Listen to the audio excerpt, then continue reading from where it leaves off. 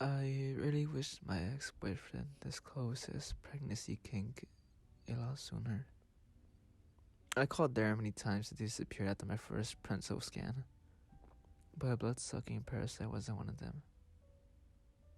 After all, it's not like he cleared out a current account or stole a car. He just fucked off without so much as best wishes text and simple. Honestly, this didn't really bother me much. I mean, who needs some selfish bitch clinging them like a leech? Better to be a single parent if you ask me.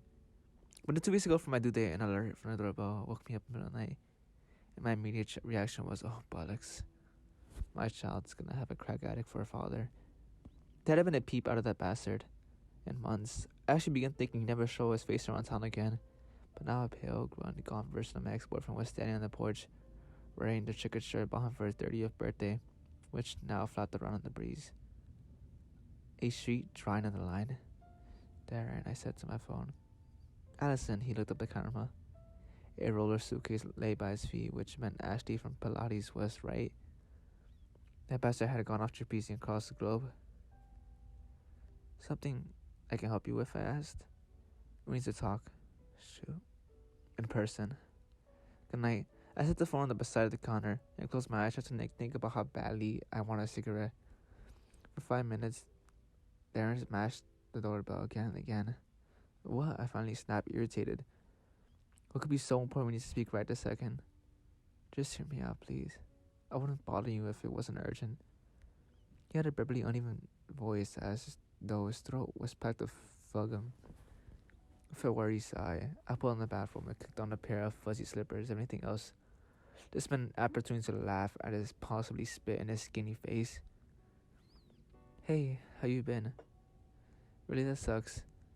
Well, while you're doing below under that bridge, I got promoted twice. Did you notice that new Toyota hybrid in the driveway? Plenty of room for a baby carriage in the backseat, by the way. Here's a little present for you. In the lounge, we sat on a pair of armchairs directly across from one another.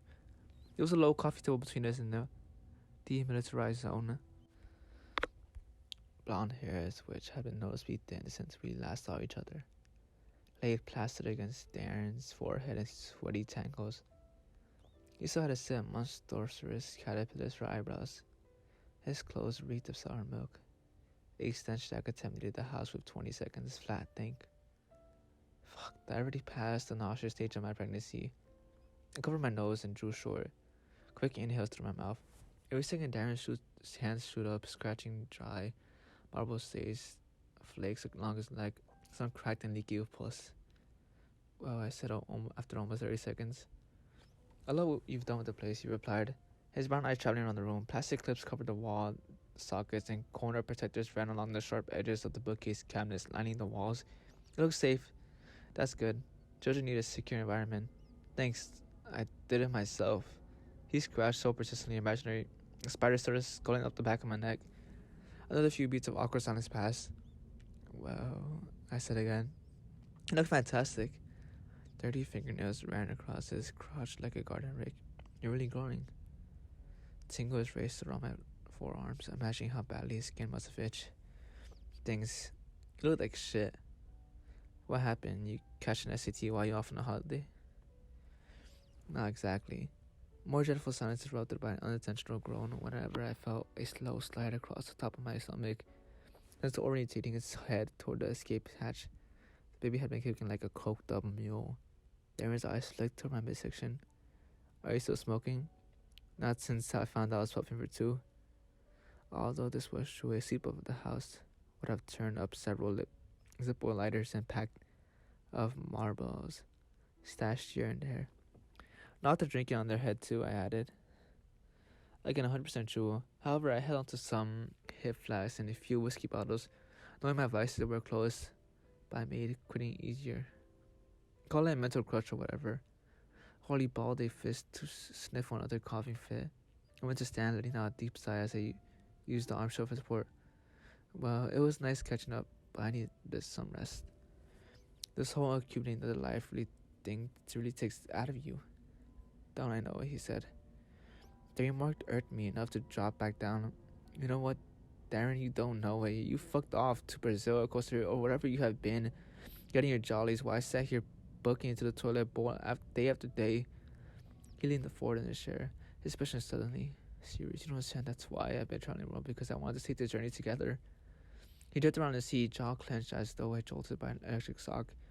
The way he moved and he spoke slow and sluggish. He might have easily mistaken him for a hospice patient, which he said could possibly dying. Fuck. Now things made sense. He caught terminal disease. I returned home to break the grim news. Could I still laugh at his misfortune? Yes, I just wouldn't feel quite so smudged about it. Already on my last nerd, I said, "You got 30 seconds. Just start talking sense. You remember those books I was reading? Remember, who could have forgot? The day after I surprised him with the pregnancy test, Darren brought home a stack of encyclopedias on childbearing, which I, at the time, took as a positive sign. What a joy to have a husband so engaged with the process. I remember I said, faintly, well, when I started reading about the pregnancy, it was also fascinating. The whole affair creating life and letting it grow and develop, it's a miracle. A true miracle. No, finding a man who is a complete shithead, that would be a miracle. Again with the scratching neck, stomach, chest now. I itched from arsehole to elbow. Just listen, he said. This is what it's all about. Creation. The creative life. Daring. What I'm trying to say is, I want us to nurture a family. The same was a prolonged, sarcastic laugh. After wiping a tear, I said, thanks, I needed that. But seriously, that ship sailed the minute you took your 7-month sabbatical. Sorry, hun. Don't you get it? I'll have to start building our family. A real edge crept into his voice. There came a series of furious convulsions, a real watery, ratchet coughs. Can I have a glass of water? At this point, I only want to decipher this nonsense and instead of packing it permanently. After a hard eye roll, I shuffled to the kitchen and filled a glass from the tap and returned to the lounge, scooping up a spray canister of Febreze along the way. Before sitting down, I liberally doused all 4 corners of the room, showering both Darren in the armchair with a scent of golden orchards for almost 30 seconds. Meanwhile, he just almost gulped down his water obliviously. Up close, I noticed the tiny scarlets of veins along his thin cheeks. The chemicals made me gag a little bit that were preferable to whatever you call the stench my ex kept putting out. I set the canister on the coffee table and plopped back into the chair, unintentionally moaning. Darren put his empty glass on the coaster and leaned forward. Where was I? Oh yes, I still have to start building our family. Fair warning, Darren. If you drag me out to bed to announce our child, gonna have a bunch of half brothers and sisters, you're gonna be hobbling out that fucking door. Unbothered by this remark, he said, I found these studies about twins absorbing their peer in the womb. In some cases, the second sibling becomes like a tumor, feeding out the counterpart. And that led me onto fascinating discoveries about the animal kingdom. Do you know when a male anglerfish finds a mate? He bites down on her, and they fuse and connect bloodstreams. The male loses his eyes and all internal organs except the intestines. Is this your way of telling me you're having your brain surgically removed so you can become a walking set of my cock and balls? Because I'm not sure anybody would notice a difference. And it's not the same species, he pressed. There's a parasite known as a enjoiy, which enters the fish's gills, serves its tongue, and actually becomes a replacement. Isn't that incredible? You came here to talk about fish? I said, furious. He sighed deeply. I guess I'll have to show you. From across the table, I watched as he stood on Bunny's shirt. I've been traveling all over the world. South Africa, Peru, Australia. I've been researching different lives and forms of how they grow, how they can find their place in nature.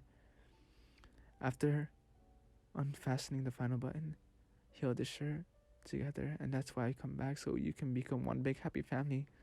You, me, the baby. The shirt got ripped open to a dramatic fashion, all of our little children for a moment. Brain could have processed what I was seeing. There was even uneven lumps all over Darren's torso, out of control cancerous growths that he made shiver and wriggle and pulsate by flexing his arms as his body came alive in restless movement. The pieces slid into place. There were parasites beneath his skin, each bulging outlines unlike giant millipedes, cockroaches, and spiders, the largest longer than my forearm. Some scurried up his chest and others slithered around the back, over clearly defined ribs. Every inch exposed tissue seemed maggoty with life and pulsating, dancing. I sank to my cheery pulse while Darren turned into a little circle. A proud demonstration, one of the largest creatures scurried south and disappeared beneath the bellline of his stained jeans. Unsure whether a scream or vomit was sliding up my throat, I opened my mouth and let loose. The scream won out in the end. Darren slowly rounded around the coffee table, his feral arms outstretched. Do you get it now? I became a cradle of life, he grinned. As the horrible grin stretched out, I thought I glanced back, molars, but quickly realized his teeth weren't rotten. Larvae had burrowed in between the gums, watching the teeth dust and the eyeballs stare at me from the back of Darren's throat. Something trickled out of his nipples, two sickly thick globules like you'd find in your tissues while they're suffering the world's worst head cold. My mouth made a dry, gagging sound. Stay away from me, I whimpered. As he marched forward, I grabbed a can of Febreze from the table and held it against my chest, a shield. I'm warning you. He leaned over my chair, his filthy fingernails digging into my armchair rest, cutting off any possible escape. That close, I tasted a warm, muggety bog breath and could see a lice flourishing in his hair. My eyes couldn't remain trained on his for more than 3 seconds because there was what looked like a spaghetti noodle cold beneath his left cornea. If that two of us touched, lava would bore from his skin into mine, into my skeleton slithering through my organs. Isn't it wonderful? In Canada, I got a scan done on my lungs. You can see life forms breathing in there. When the doctor pulled the x-ray, it looked like I swallowed a bear of Tic Tacs. Oh, these creatures, they're inside of me right now, growing, multiplying, and I'm an incubator, Allison, just like you. These words bore into my skin through my bones. His greasy forehead hovered inches away from mine. This was my ex-boyfriend anymore. It was a colony, a host. I felt as hopeless as a fly caught into a spider's web. My body went with a furious, unquenchable itches as together the creature looming over me said, eyes sliding down toward my swollen midriff. We're going to develop this little swarm. Another wrenching fit forced him to turn away and double around. Bumps rose and fell across his throat. Oh, fuck, was he birthing? Is that what you saw out me now? Maybe he vomited up countless parasites that would have crawled into my mouth, popping my tongue full of toxins. I cried in a high, frightened voice, one hand clenching the Febreze tight, the other fumbling along the armchair until my fingers touched something cold and metal stuffed beside the cushion. Just then an idea came to me. Still hunched over, Darren wiped away cloudy foam with his forearm, looked up at me and said, let's take this journey together. All of us, you'll be our queen. Suppressing my deep revulsion, I swallowed a lump and said, I got a better idea. His head clocked to one side. What's that? In a smooth motion, I fished out the Zippo lighter, stashed beneath the cushion, held up in front of my canister and said this. A fart spurt of flames raced out, licking Darren's face and chest. After I released the trigger, he reeled quickly, patted out the embers and lunged at me, but a second longer blast, cast in a vertical arc, sent him careening onto the floor, his jeans and hair both aflame. Thank fuck, smoking is so addicted. The climb out the chair took considerable effort. Beneath me, hundreds of insects' voices screamed and whined along my ex, or perhaps I only imagined that part. In a little compartment on the coffee table there lay a silverly hip flask. I chugged in the lighter and the Febreze. As Darren rose to his knees, still screaming, I doused him with the whiskey I've been denying myself since discovering I was a child. My finger hesitated on the trigger only for a moment. This time my ex shrieked, although not solely because of the fire across his body. Broad contours worked their way towards his jaw, searching for emergency exit from their great inferno.